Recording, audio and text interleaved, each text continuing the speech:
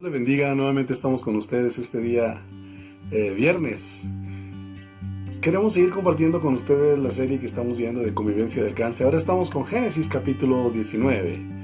Vamos a estar leyendo en Hechos capítulo 4 versículo 29 al 31 para dar inicio. Dice: ahora, Señor, mira sus amenazas y conceda a tus siervos que con todo denuedo hablen tu palabra. Mientras extiendes tu mano para que se hagan sanidades y señales y prodigios mediante el nombre de tu santo Hijo Jesús. Cuando hubieran orado, el lugar en que estaban congregados tembló y todos fueron llenos del Espíritu Santo y hablaban con denuedo la palabra de Dios. Bueno, hay verdades de las Escrituras que la gente no quiere oír. Así como hay personas que manifiestan abiertamente su hostilidad hacia todo lo que tiene que ver con la palabra de Dios, ¿verdad?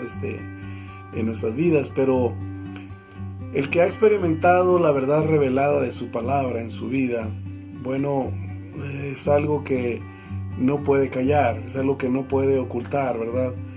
No puede cerrar su boca para hablar de lo que ha experimentado.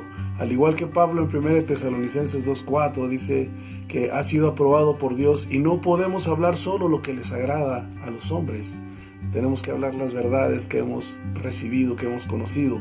Muchos creyentes podemos carecer de denuedo al predicar, al hablar de la palabra, al hablar de Cristo. ¿Por qué? Por temor a los hombres. Pero debemos reconocer que nosotros mismos estamos en un proceso y que no somos perfectos, pero no por eso debemos predicar con timidez. No podemos dudar en aplicar el Evangelio por nuestra indignidad de que perfectos no somos. Pero sí tenemos que predicar sin evasivas, y no por eso vamos a hacerlo más suavemente por miedo a que nos consideren arrogantes, fanáticos o inadecuados.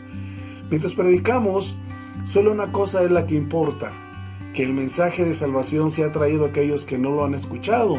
No podemos permitir que nada interfiera en el impacto de lo que estamos nosotros diciendo, de una palabra que hemos vivido, que hemos experimentado. Se dice de un payaso que acarreaba mucha gente y la gente se divertía y le dicen: pues ¿cómo le haces para que te escuchen? La gente que habla del Evangelio batalla para que lo escuchen, y el payaso respondió, dijo: yo digo mentiras como si fueran verdades. Dijo: y muchos predicadores, dice, hablan de verdades como si fueran mentiras. Realmente, cuando nosotros hablamos, tenemos que hacerlo como leíamos en Hechos, con denuedo. Hablar con denuedo es el producto de una experiencia sólida de salvación y de ser llenos del Espíritu Santo, con su bautismo, el bautismo del Espíritu Santo como inicio. La oración de Pedro: concédenos hablar con denuedo, con señales, prodigios, sanidades, en el nombre de Cristo, era un deseo, era un anhelo, y debe ser nuestro anhelo hoy en día. Y nuevamente fueron llenos, dice aquí, después de aquella oración, del Espíritu Santo los que estaban en aquel lugar, y ahí enseguida como resultado dice: y hablaron con denuedo la palabra del Señor. Denuedo es un esfuerzo, un arrojo, es una energía, es una autoridad y convicción de lo que hablamos que es verdad, lo que implica fe, osadía, sin miedo para hablar. Es una característica que es motivada solo por el Espíritu Santo, y es una característica, una motivación constante. Aún Pablo, todo lo que hacía en base era a relación con la gente. El carcelero que los había azotado, después los estaba curando cuando quiso suicidarse porque pensó que todos habían escapado.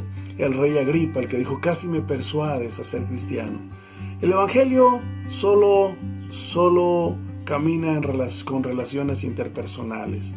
Esto requiere mucho contacto con la gente, y vamos a ser sinceros, a veces nuestro círculo de contacto es tan limitado, entre 2, 3.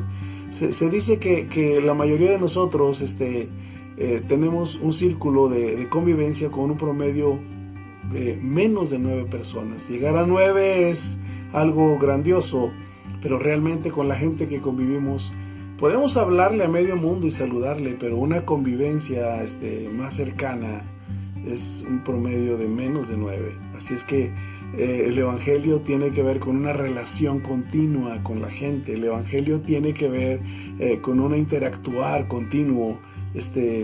Y solamente así funciona, ¿verdad? Hablar con denuedo, eso es lo que implica Ahora, Jesucristo mismo, él practicaba el contacto con la gente. Lo podemos ver cuando se acerca a la mujer samaritana, una mujer con prejuicios, ¿verdad? Que le dice, oye, tú eres mayor que Jacob para darme de esa agua que me hablas, no tienes con qué sacarla. Tú eres judío, yo soy samaritana, tú tienes tu templo, yo tengo mi templo. Finalmente la mujer termina creyendo en él, ¿verdad? Pero hay una relación, un contacto, ¿verdad? Con la persona, es un interactuar. Con Zaqueo, fue a su casa, con Nicodemo, que se acercó a él también, con tantos, con Marta, María, Lázaro, con tantos que el Señor interactuó para dejarles un mensaje. Si nosotros queremos llevar el Evangelio, tenemos que interactuar y tenemos por fuerza que tener contacto con la gente. Y si usted no es una persona con mucho contacto, pues busque la guianza del Espíritu Santo, empiece por saludar, empiece por servir, empiece por dar calidad de vida a los que están a su alrededor. Y yo le aseguro que usted será una persona deseable, ¿verdad? Estaremos ocupándonos del capítulo de Génesis 19. Bueno, está de moda ahorita los simulacros de sismos, de tsunamis, de tantas cosas. El Departamento de Protección Civil es el que se encarga de prever los desastres, los peligros, ¿verdad?, ante los desastres, dando instrucciones sobre qué hacer en casos de temblores. Los edificios tienen una ruta de salida, de emergencia, en caso de incendio, en caso de temblor, hay indicaciones, ¿verdad? Cualquier desastre que se pueda presentar, que ocasione muerte, bueno, ya está ahorita anticipado con indicaciones, y es importante seguir las instrucciones para poder tener la posibilidad de salir librado de aquello, ¿verdad? Si no, hay una muerte segura. Entonces aquí la palabra es siga las instrucciones. Y Dios siempre piensa primero en nosotros. En Génesis 19, recuerden que Dios le había prometido en el 18 un hijo a Abraham y a Sara, que les dio risa, ¿verdad? El hijo aquel está ya cerca, llega, pero en el 19 el anuncio que se le dio a Abraham que iba a destruir Sodoma y Gomorra, empieza el proceso aquí, y nos dice que hubo 3 ángeles que visitaron Sodoma, y Lot estaba a las puertas de la ciudad, y cuando Lot los ve, dice que se postró ante ellos y los llevó a su casa. Algo tenía Lot que los estaba invitando a hospedarse con él, ¿verdad? O sea que no estaba tan de a tiro mal, pero yo creo que Lot luchaba mucho en aquella ciudad, y su esposa y sus hijos pues ya no lucharon, ¿verdad? Versículos 1 al 3, la hospitalidad de Lot era muestra que se dio cuenta que aquellos varones eran de Dios, les sirvió y se postró ante ellos, les dio hospedaje y les dio comida. En el 4 a 11 se habla de la maldad de las personas que al darse cuenta que aquellos varones estaban en la casa de Lot, dice que iban por ellos y querían conocerlos. Es la palabra, o sea, querían tener relaciones con ellos, del más chico hasta el más grande, ¿verdad? Lot los defiende, les ofrece a sus hijas, ellos la rechazan. Después él sale a calmar la multitud y lo violentaron, a no ser que dice que aquellos varones extendieron la mano y lo libraron de la violencia que estaba sufriendo, ¿verdad? De esa manera Dios protege a Lot y a su familia de aquella malvada generación, ¿verdad? De aquella ciudad. Hay una ceguera que cae en toda esta gente. Y la pregunta de estos varones a Lot en el versículo 12 le dice: ¿tienes a alguien más? Esposa, hijos, hijas, yernos, a quien tengas. O sea, Dios estaba previendo para toda su familia que lo sacara de aquel lugar. Bueno, Dios siempre piensa primero en nosotros. Dios nunca envía algo que pueda afectarnos. Dios nunca envía un juicio, emite un juicio sin antes dar la oportunidad a la humanidad, a los hombres, de que podamos reconsiderar, ¿verdad?, nuestros caminos y volvernos a Dios. En el 85, que hubo un sismo fuerte en la Ciudad de México, fue un grupo, yo recuerdo estaba en el Instituto Bíblico de Estudiantes, fueron a la Ciudad de México desde el mes de mayo, junio, julio, agosto, y fue en septiembre el sismo. Por las calles anduvieron ellos predicando, diciendo: viene juicio a la ciudad, y la gente se reía y rechazaba. Fue lo mismo que hicieron los yernos de Lot, ¿verdad? Se rieron, rechazaron, pero Dios siempre va a estar primero tratando de advertirnos y va a estar pensando en nuestro bienestar. Dios siempre va a estar pensando en librarnos, ¿verdad?, de todas las pérdidas, de los juicios, ¿verdad?, que hay. Bueno, Dios primero piensa en nosotros y nos trata de librar, nos advierte: tienes a alguien, sal de este lugar, cambia el rumbo que llevas, recibe este mensaje. Pero Dios primero nos da instrucciones para creerlas y actuar en ellas. Versículo 13 al 14. La primera información de todo lo que estaba por suceder, le dicen a Lot: esta ciudad será destruida porque el clamor ha llegado a la presencia de Dios. Sus yernos se rieron, ¿verdad?, porque Lot trató de persuadirlos a que salieran. Versículos 15 al 22 dice que los ángeles le daban prisa a Lot. Y Lot iba saliendo con su familia, con su esposa y sus 2 hijas, pero los ángeles lo toman de la mano y como que lo apresuran a su salida. Lo sacan fuera de la ciudad con toda su familia. Esto fue según, dice, la misericordia de Dios con él.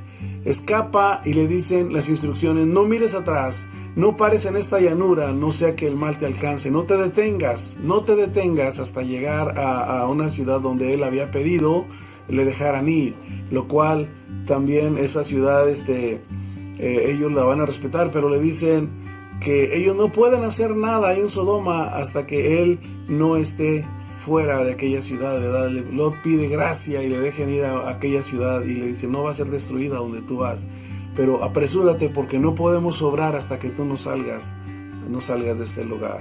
Lot llega a Zoar, pero en el trayecto la esposa mira hacia atrás, no siguió las instrucciones y se convierte en una estatua de sal. Qué tremendo no seguir las instrucciones, ¿verdad? Versículo 27-29. Abraham ve la destrucción a lo lejos de Sodoma porque es inminente, ¿verdad?, el juicio que llega, y Dios lo cumple. Sí, ve la destrucción, ve el humo que está saliendo a lo lejos, y Dios salva a Lot porque se acordó de Abraham, así lo dice aquí, ¿verdad? Versículo 27 y 29, mas no a toda la familia se salvó porque no todos siguieron las instrucciones. La esposa de Lot no siguió las instrucciones. Dios primero piensa en nosotros y nos favorece dándonos instrucciones para no perecer.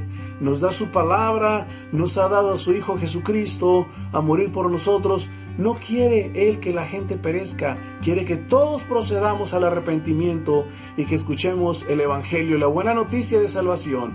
Dios ha detenido muchos juicios porque hay gente que cree en su palabra, hay gente que aún su confianza la ha depositado en Él y está buscando, ¿verdad?, recibir el favor, la gracia de Dios. Así es que el pecado y la incredulidad en la vida de Lot y en la vida de todos nosotros traen pérdidas totales. Versículo 30 al 37. La incredulidad y el pecado ocasionaron que Lot lo perdiera todo. Perdió el hogar, perdió bienes, perdió esposa. Finalmente la depravación de las hijas que engendraron con su padre. Finalmente solo logró salvar su alma, pero el pecado trajo pérdidas, destrucción total. Dios siempre piensa en nosotros aún siendo pecadores. Nos da instrucciones en su palabra acerca de su Hijo para creer en su sacrificio por el pago de nuestros pecados. Pago que debemos hacer nuestro y declararnos pecadores, ¿verdad? Apropiarnos de aquello que Cristo ya realizó. Deuda que solo Cristo pudo pagar y que por la fe somos beneficiados y librados del juicio de condenación al confesar nuestras maldades que hacemos contra Dios, que le hemos ofendido, y contra los que están con nosotros, que también nosotros hemos dañado y hemos ofendido. Solamente sigamos las instrucciones de su palabra y creámosla. Si somos obstinados en rechazar el mensaje de salvación, en volvernos a Dios en arrepentimiento y fe, en hacer una decisión de caminar con Cristo y rendir a nuestras vidas, viene pérdidas totales por el pecado. Solo sigamos las instrucciones de su palabra y creámoslas. Bueno, Dios prevé que no tengamos pérdidas totales, pero usted decide. Así es que siga las instrucciones, crea y no arriesgue pérdidas de familia, pérdidas de hogar, no arriesgue pérdidas de lo que Dios le ha permitido tener. Dios le bendiga y que esta palabra sea de bendición para su vida. Ahora que la gracia de nuestro Señor Jesucristo, el amor de Dios y la comunión, participación de su Santo Espíritu sean con cada uno de nosotros. Hablemos con denuedo esta palabra. Dios le bendiga.